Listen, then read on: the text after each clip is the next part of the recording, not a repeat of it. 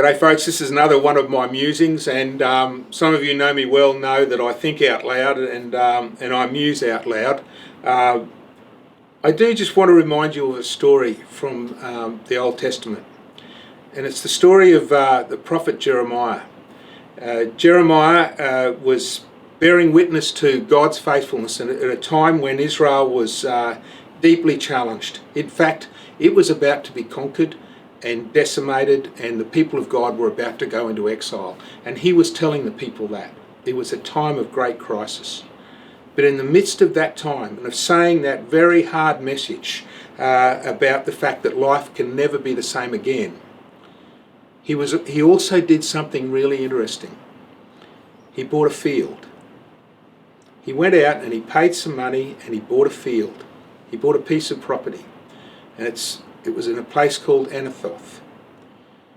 And that's been a part of our story, because what he was saying was, even though this great disruption is going to happen and the people of God will be forced into exile, God will call us back again. And so he bought that field as a statement of God's faithfulness and of God's goodness.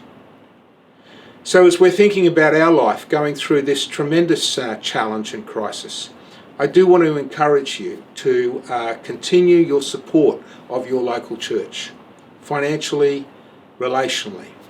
I know many of us are going through real financial crises and financial hardship, and you do have to look after your needs and your family needs. But I encourage you also to be thinking of the ministry that we are doing now in this time of crisis, and the ministry we will want to be doing after this crisis is over.